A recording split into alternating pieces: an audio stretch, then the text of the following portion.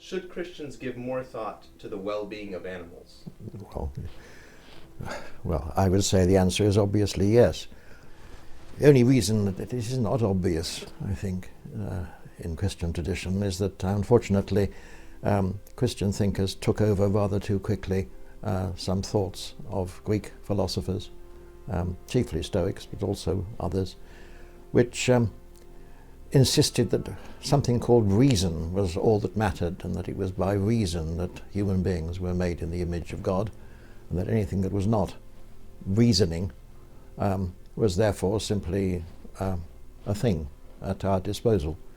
Now that seems to me to be a very unbiblical notion and a very foolish notion. What the original thought about reason was that human beings had the capacity to see and partly understand a world that was larger than their own immediate perceptions. It's very easy to be bogged down in what we immediately see and feel, and we think that's reality. But we can realize, if we think about it, human beings can realize, if they think about it, that the world is much larger than that, and there are more creatures in it than us, and that it was this capacity to see the world which gave us some reason for thinking that we were closer to God than others might be. Now, I'm not sure even that is a very good inference, but that's what it originally meant. Now, if you think that we are made distinct from the animals by the capacity to realize that there is a world larger than our own concerns, it's very strange to infer from that therefore the world larger than our own concerns is of no importance. In fact, it's ridiculous.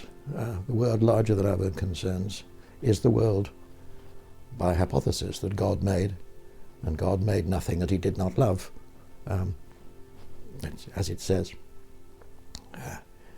Every creature that is made is a creature of God, and if human beings are put in any special position, it is as stewards.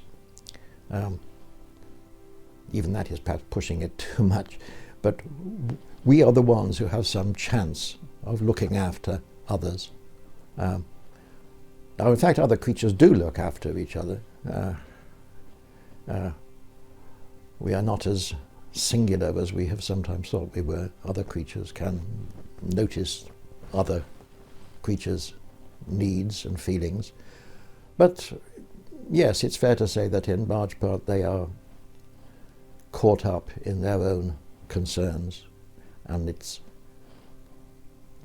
not really very fair to expect them to be anything else. You don't really expect cats to be very much concerned about the welfare of sparrows. Sparrows are intriguing little objects which they can play with, and that's about it.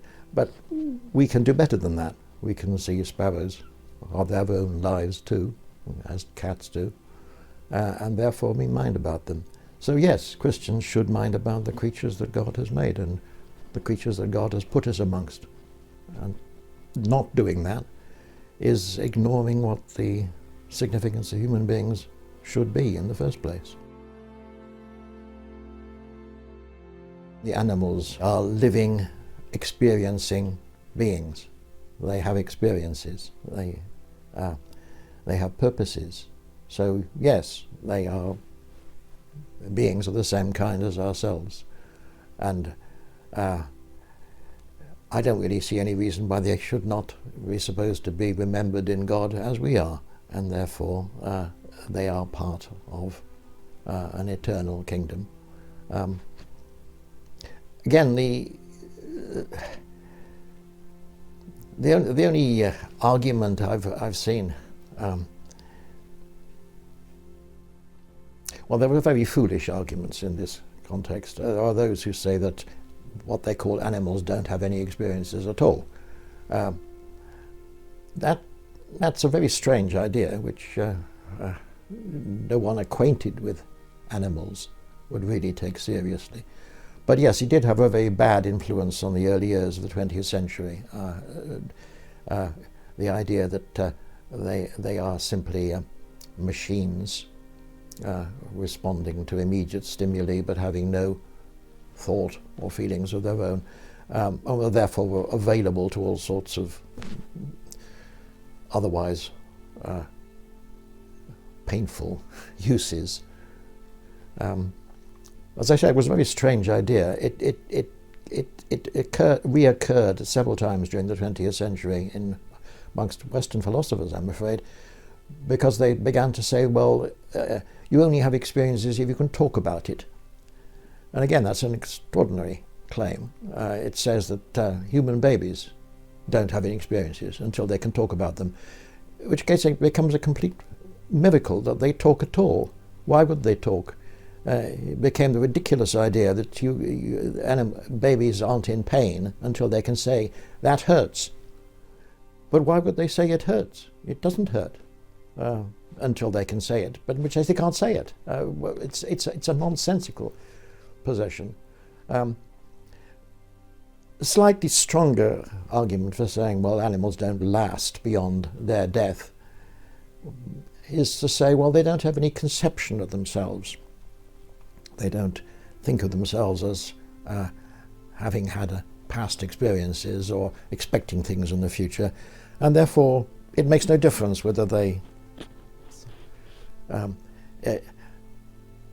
if the Lord chose to resurrect a dead cat, well, the dead cat, the resurrected cat, it said, would have no notion that it had a life before, and therefore why bother?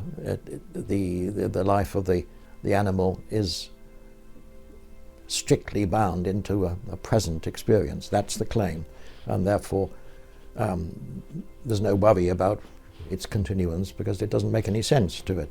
Again, I think this is a very strange idea. There's no reason why we should limit animal experience in this way. They do, after all, move in the world, and moving in the world involves having experience of being in one place and then being in another place and wishing to be in another place. They clearly experience waiting for something. The dog waits for his human to return, so do cats for that matter. They are living beings continuing, and what they will be in the world to come, of course, I haven't the faintest idea, any more than I have any idea what human beings will be in the world to come. We are not given any information on this. But if there's any sense in which human beings are eternally in God, and therefore can be said to survive the death of their mortal frame, well, I don't see any reason why the same is not true for other creatures that God has made. If God as I said, God makes nothing that he does not love. And if he loves it, he wants it around. He wants it around in good health and virtue. So, yes, I have no doubt that our various cats that we have shared our household with are as much remembered by God as they are by us, more so.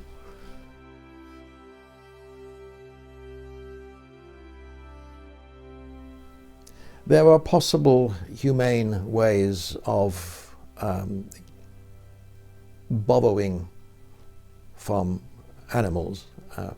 There are possible ways of, just about possible ways of getting milk and eggs, which are humane, and which give proper respect to the creatures with whom we're contracting. Unfortunately, it's very difficult to maintain fair contracts, so to speak, in the present circumstance. So I'm not at all happy even with dairy farming or egg production, though I recognize it as something that it is more difficult to get rid of. But yes, in terms of whether people should make a practice of eating their cousins, I think they should not make a practice of eating their cousins. So yes, I think vegetarians at least.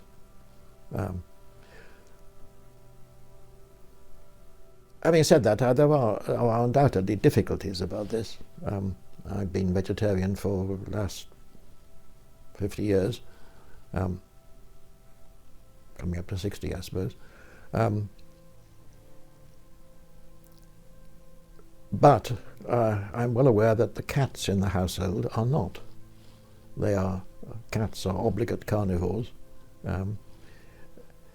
There are attempts to produce food for cats, which is not meat, not based on killing other animals. But those ways are themselves, they have drawbacks. They have drawbacks for the cats, and they have drawbacks for the whole industrial production of such imitation meats. So I live with compromise.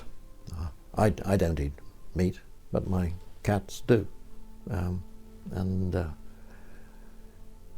there are cases where some human beings find it impossible to maintain a vegetarian or vegan diet. So we're living in sin. I don't say that frivolously. I think that is the condition, that human beings are living in sin, because they have become dependent upon a life which exploits unduly their fellow creatures.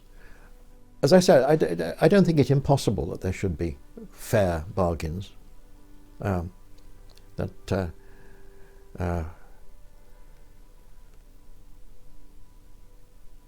We've grown up, especially with dogs and horses, over centuries. The idea that it would be sensible to release dogs, as they now are, from human households is simply silly. We don't want hordes of feral, very unhappy dogs. Similarly with horses, and I think also with cats. The cats manage better without us, but they're still on the fringes. And similarly with present-day cattle. We've involved ourselves with them, and they therefore need to be looked after more carefully. And the bargains therefore are difficult to maintain fairly. As for those creatures we haven't directly involved ourselves with, the wild creatures, well, there we have plainly, if not directly exploiting them, though we do that too, but we've certainly reduced the land and the resources for them. We've treated them very badly. Well, we treat human beings very badly too, and this is not exceptional. But that does mean that our present life is morally dubious, to put it mildly.